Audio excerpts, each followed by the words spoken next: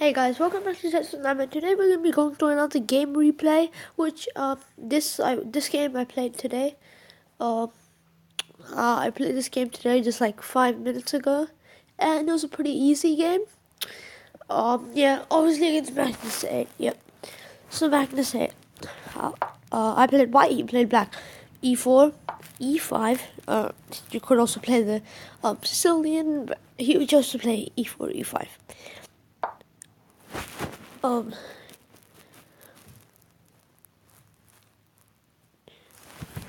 So I played a general development move. The point of this move is to attack the pawn, and he played another general development move.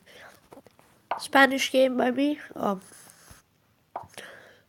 Morphy defense. Well, he's trying to kick out the bishop out of there, but I and most people, some people play the exchange variation, but most high-rated players tend to keep the bishop on board. So played the bishop to a4, pushing it back. He could also play the push the pawn 2 up the pawn next to it, but that's not really a professional move.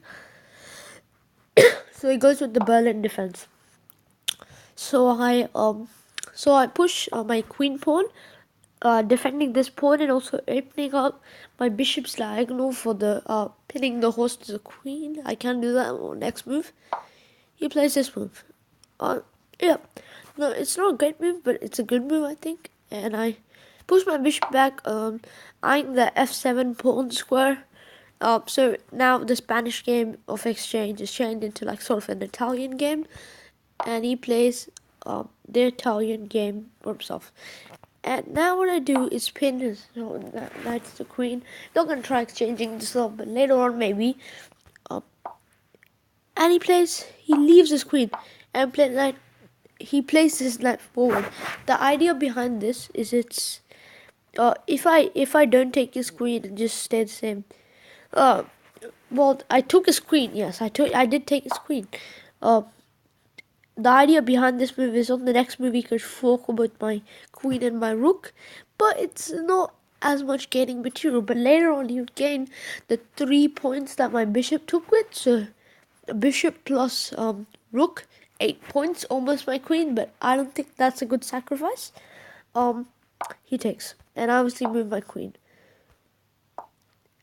And then I play a pretty good move. I trap his horse in, and he can't do anything to save it, so he just takes my bishop with his horse, take 9. So that the thing that he thought would gain him 3 points, the advantage in material is no more with him, as I'd actually trapped his horse in. So that's not very great for his game, and the pawn on e5 is unprotected. So yep. And his knight is really awkwardly placed at like the queen, and basically most of my pieces are developed. He plays a pretty good move, starting a pawn chain, and I play knight to c3, which what I'm trying to do is I'm trying to queenside castle. My kingside rook's already lost, so and he plays knight. He plays his rook near his king. I wanted to exploit that move.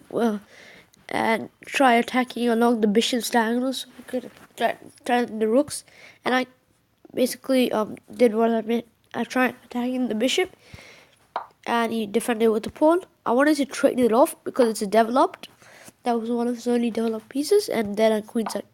No, sorry. Then I moved my queen here because there was no more bishop.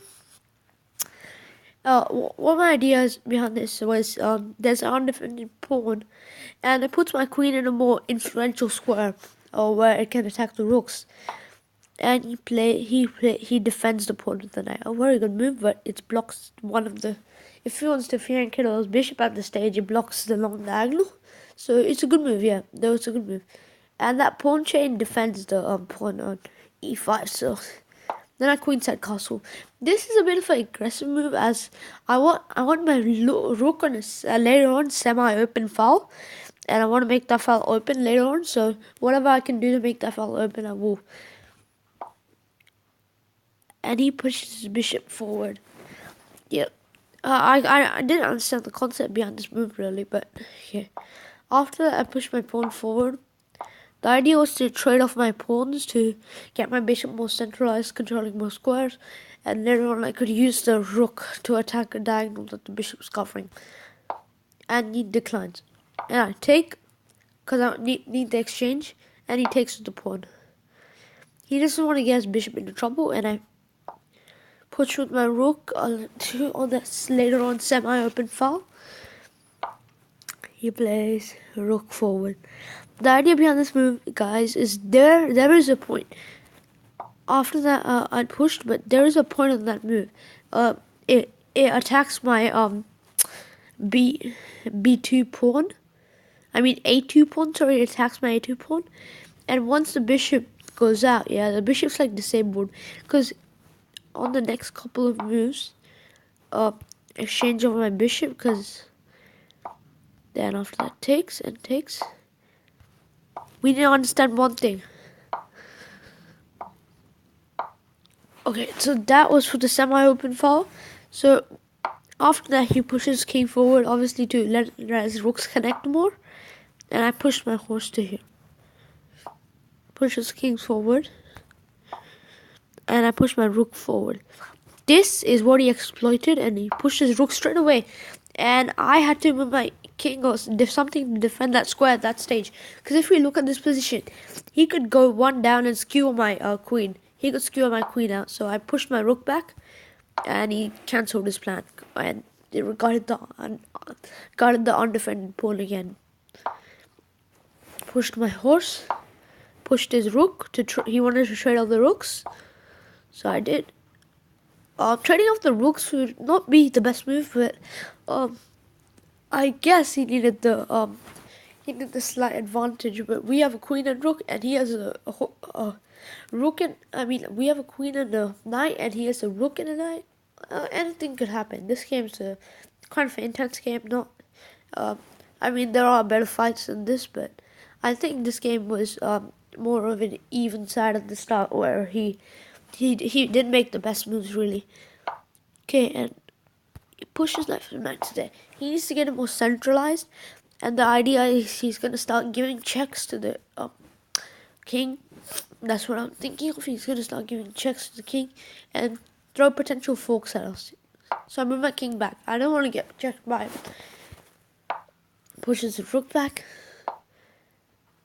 I move my horse out for a discovered attack on the pawn. He pushes back. Not the best move, and I take advantage of that. Attacking his rook, but at the same time pinning his knight to the king.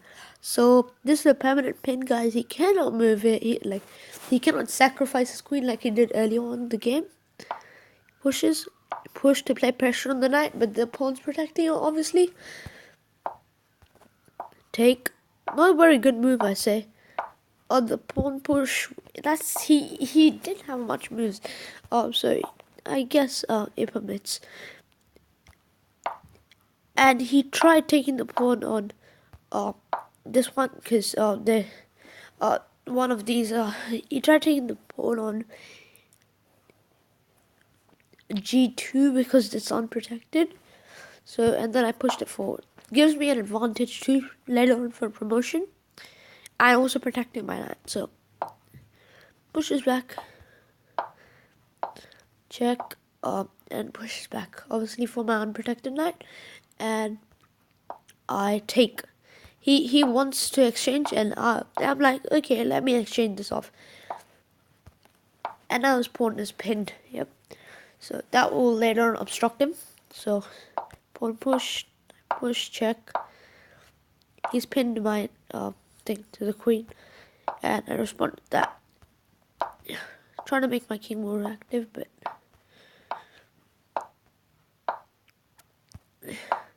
see what he's done.